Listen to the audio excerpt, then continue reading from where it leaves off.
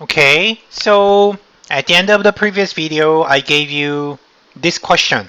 Pretty simple question. When you have only two variables like this, given the probability distribution table, how many outcomes you have in the sample space according to our definition?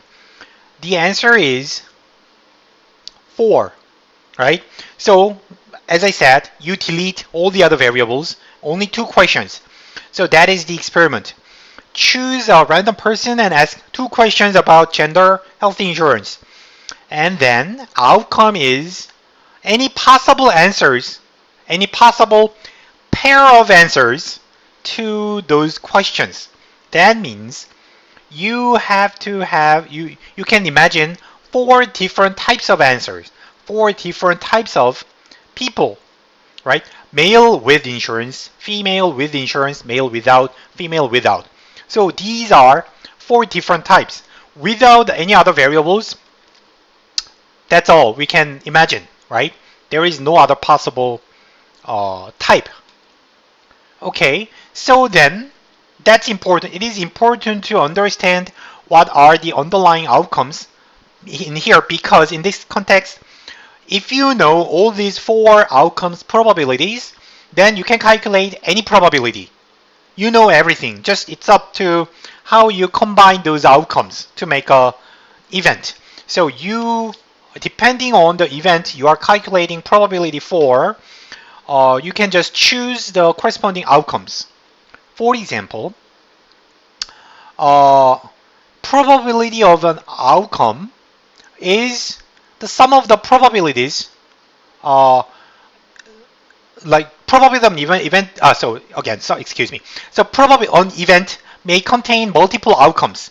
An event may contain multiple outcomes, and the probability of that event is basically the sum of the probabilities of the outcomes included in the event, right? For example, you wanted to calculate probability of these three types of outcomes, types of people. Say, so your event is defined as these three outcomes, right? Then how you calculate the probability? Sum these three. Simple, so right? So pretty simple. So I'm teaching you not because you it's important algebraically, but so this principle is important to understand the structure. So algebra is pretty simple. I don't worry too much about adding numbers. I believe adding three numbers with calculator is nothing for you. But so point is, what is the most underlying fundamental thing is the outcome in here for now. And then the next question is, okay, now we learned we can make up events like using multiple outcomes.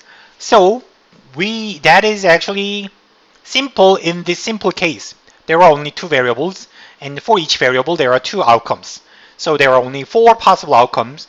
But when you think about more complicated cases like the original data, we have 8 variables, right?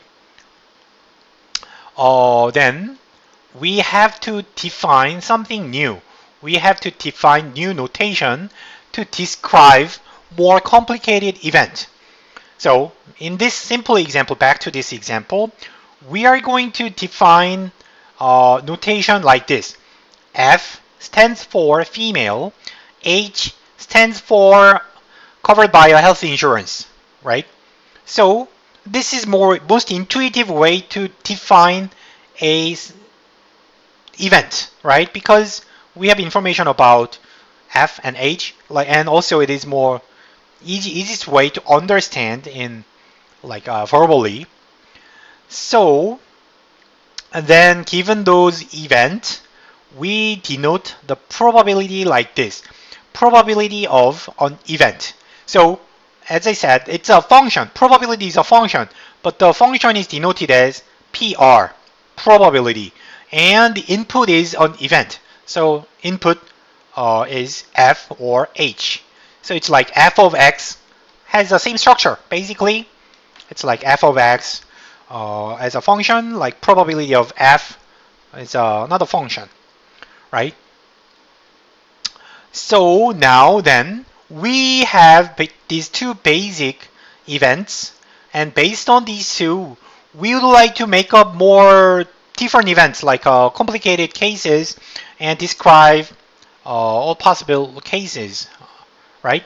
So first thing you have to understand is, first thing is complement, right?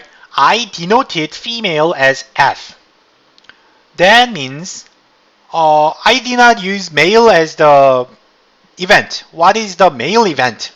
We don't need to define male as a separate event because female is already defined, so we may use female to define male, right? Using the complement. So anyone who is not female is male, right?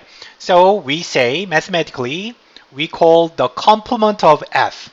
In set theory, complement is the set inverted, like a set, reverse set, like the other side of the set, right? So male is the collection of all outcomes that are not in female event. Exactly, this is male. And notation is F superscript C. Of course, C stands for complement.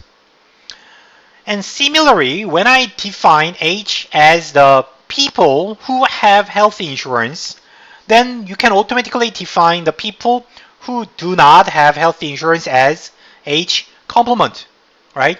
So in this simple example, when you have two possible outcomes, you just need one notation.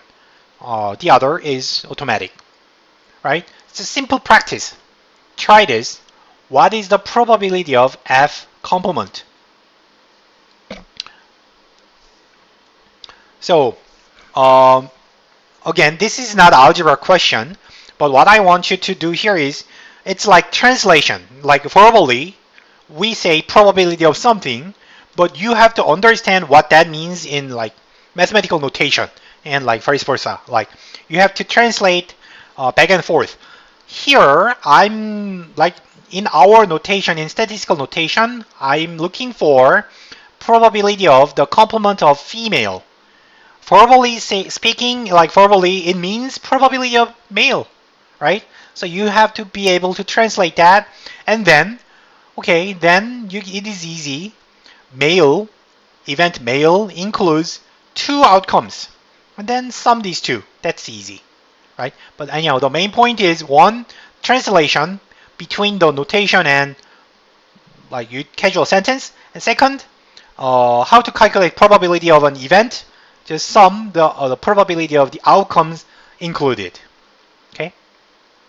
So first you have to tell these two, and then sum these two. Then the answer is 49.48%. Should be straightforward. Okay. And then complement rule. It's so obvious rule.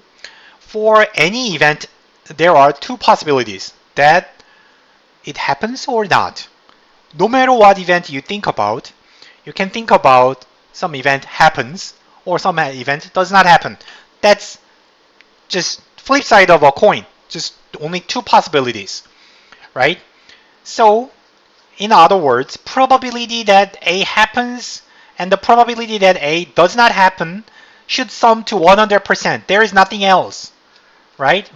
Then if you move this term to the other side, this is how you calculate probability of A complement, right? The probability A does not happen is 100% minus A happens, right? If A happens with 30%, then you know the probability A does not happen is 70%. So obvious. We call this the complement rule. Okay. Now the second notation I'd like to talk about is the union, right? Also, this name is borrowed from set theory in mathematics. So, union is connected by or, right? We have female and health insurance, and we are interested in the event that a person is female or having a health insurance, right? So, casually we use or, and mathematically and statistically we can interpret this as the case where at least one of the two events happens. At least one happens. F happens or H happens or both happen are all included, right? And notation is like this. F, usually we call this F cup H. So this looks like a cup. So F union H or F cup H is how we read it. And on our 2x2 table, F or H happens. So 13.8% is where only F happens, and 29.59% is where only H happens. F does not happen, but H happened, so they are included. Also, this 36.72% is where both happen, F and H at the same time. So we take those three as one event and in the union. Okay. So the union is calculated like using these three events, which is three outcomes, which is pretty obvious. So when you calculate the probability of the union, think about the outcomes that are included in that event, 1, 2, 3, and then sum these three probabilities. Sum is easy. So what the main point is, you should be able to interpret this union into these three outcomes, right? So mark which outcomes are included in the union. Finally, the intersection.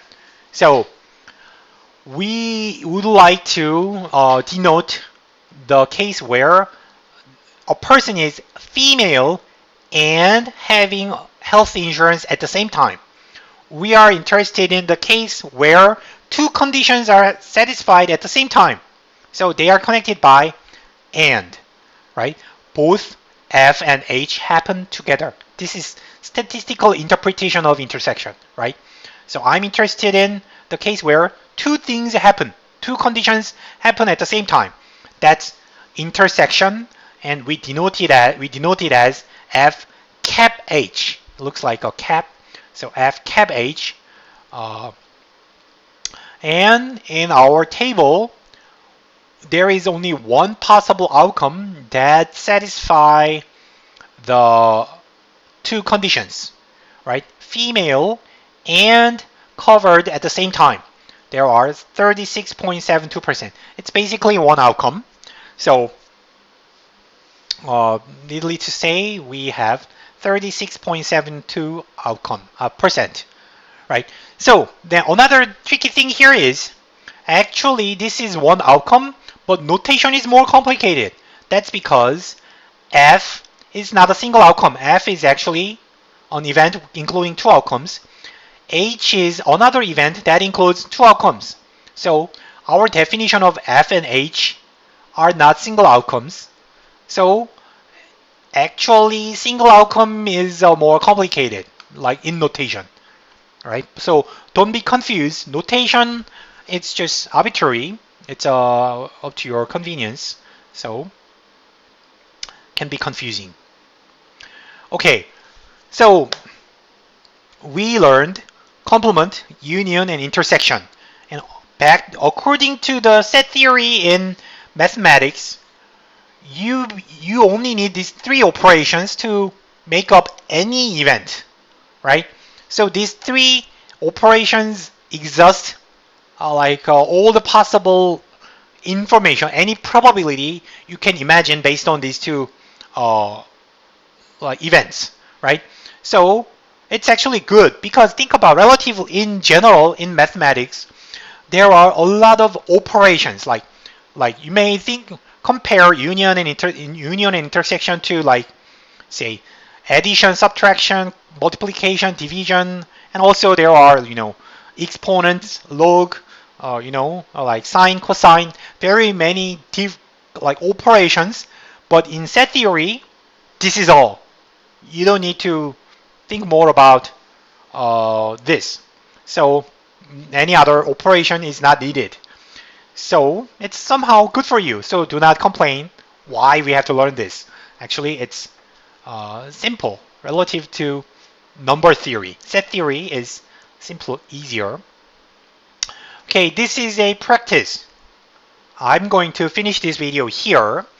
So now I'm asking you, what is the probability of F cap H complement? Of course, you have to complement first and then take intersection. So think about what you get, which outcomes are included in this event.